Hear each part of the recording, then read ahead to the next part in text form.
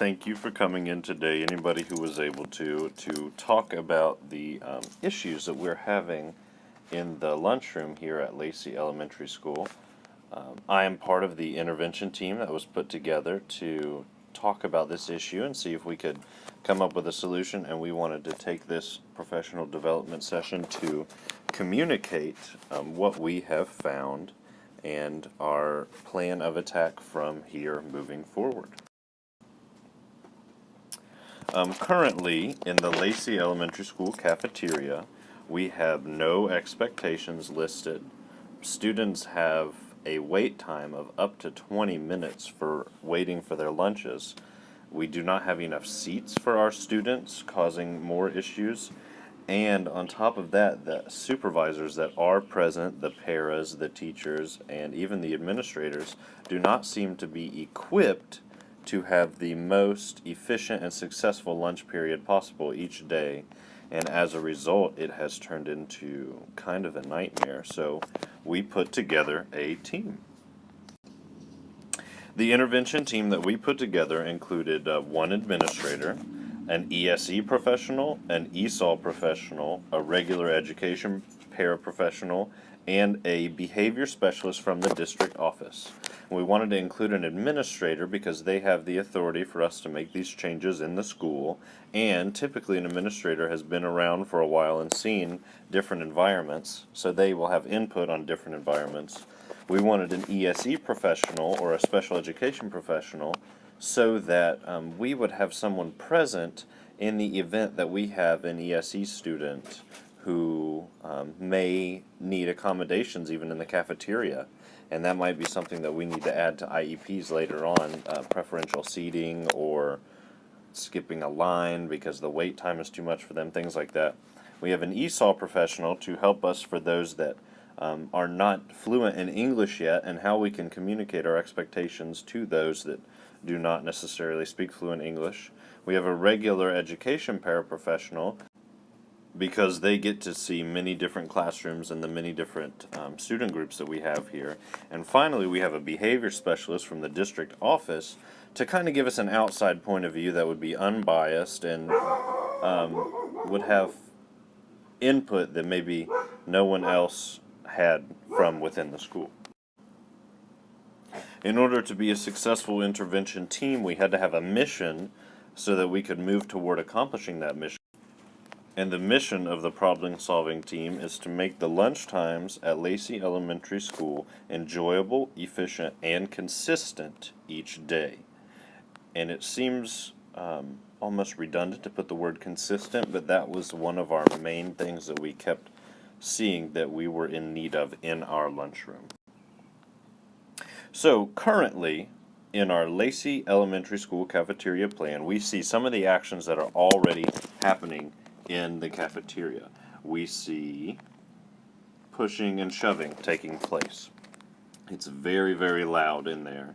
Students are waiting up to 20 minutes for their food, and we have trays left on the tables. Our proposed solution for this is to post expectations in the cafeteria, exactly what we expect the students to do when they are there. We expect you to come in quietly. We expect you to get directly in line, and then different things like that. We need teacher expectations. Oops, sorry about that. Sometimes the pen gets away from me. Teacher expectations. It's important that the teachers are communicating these expectations to the students. The teachers may not be present at lunch because duty-free lunch and everybody needs a break. We understand that. But the teaching in the classroom needs to reflect what we expect to happen in the lunchroom. We need to have consistent consequences. So, for instance, if a student is not going directly to the line in the cafeteria, we need to have a consequence for that.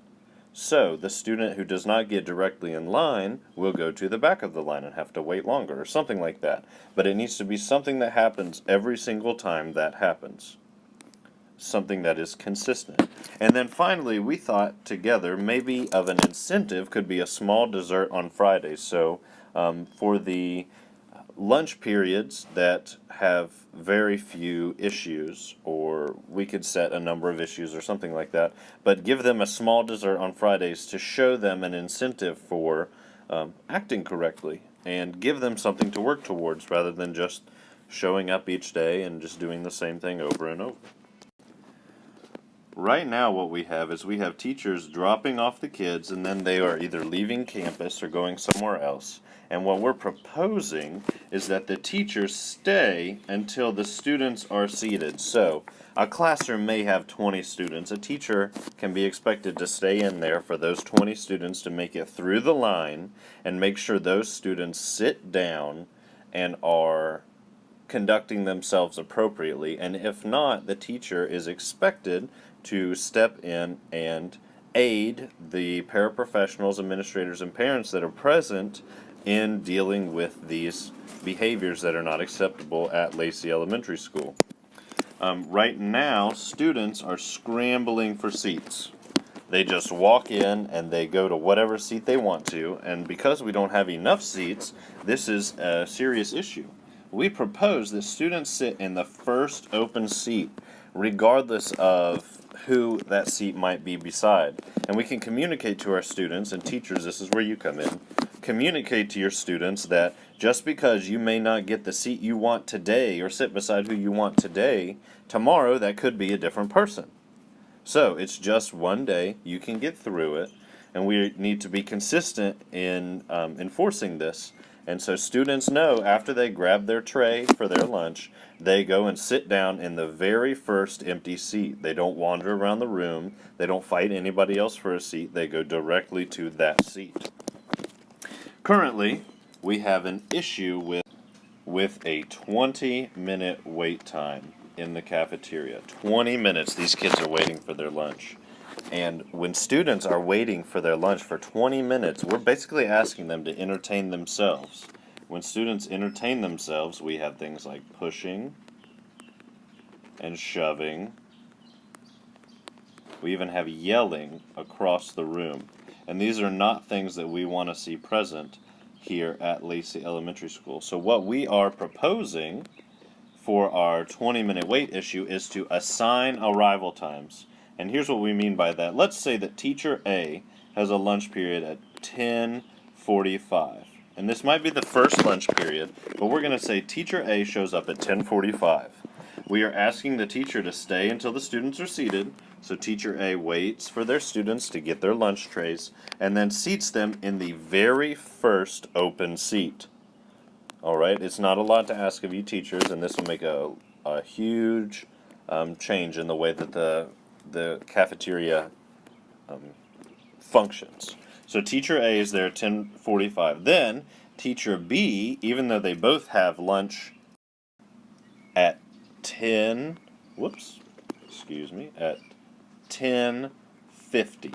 So that gives Class A 5 minutes to get seated before Class B shows up. We don't have a huge line.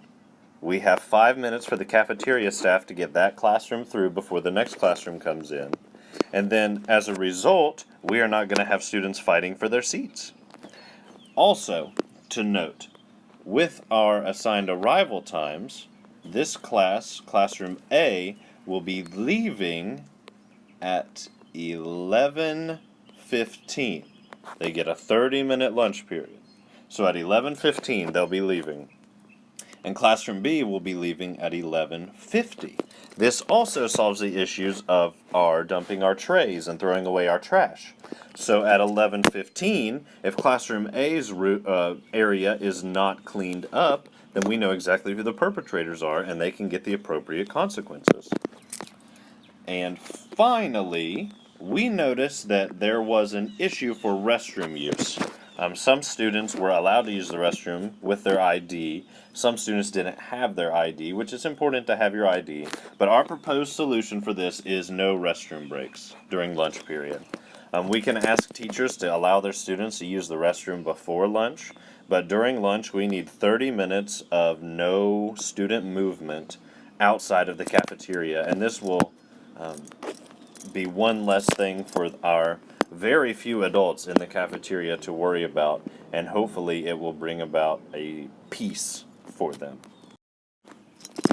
Currently at our school, we are enrolled with so many students that we have only 300 seats for our 325 students in each lunch period.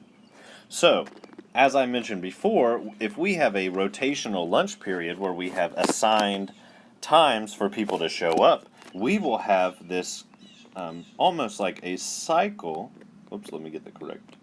We will almost have like a cycle of students coming in and out in 30-minute rotations. So rather than having lunch period A and lunch period B, we will just have lunch A, or for classroom A, it'll be 10, what time did I say? It was 10:45 to 11:15. And then if another class is coming in at 11:15, they will just take the place of class A. And then we should not have any issues during that time. Also, currently, we have a problem with students leaving their trash. We don't have convenient trash cans for the kids. Maybe they're in one side of the room and kids need to go out a door on the other side of the room. They're interested in getting to recess or back to class. So what we're going to do is we're going to take those inconvenient trash cans and we're going to make sure there are trash cans at each table. If that means we need to buy new trash cans, so be it.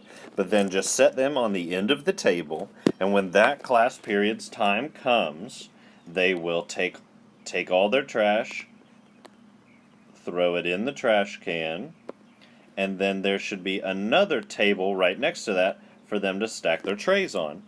So their trays are right there, and then someone, either one of the paras or the parents who are helping out, can take that stack of trays to the kitchen for the staff, and then that again limits student movement in the cafeteria and resolves one more issue that we have. And as a result, it'll be easier for parents and paras and the administrators that are present, because there will be no excuse for any trash left in the cafeteria.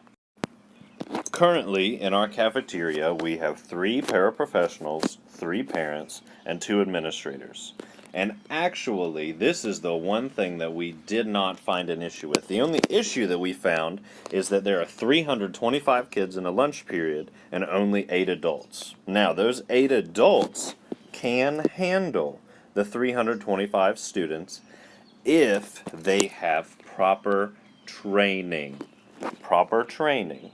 So what we propose, and actually when we were doing research on this topic, we found that the majority of schools do not do a good job of training their lunchroom aides or paraprofessionals or whomever is present. They do a terrible job.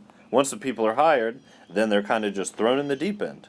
So what we are proposing is offering a training on communicating expectations. What we expect you to act like in the lunchroom, students.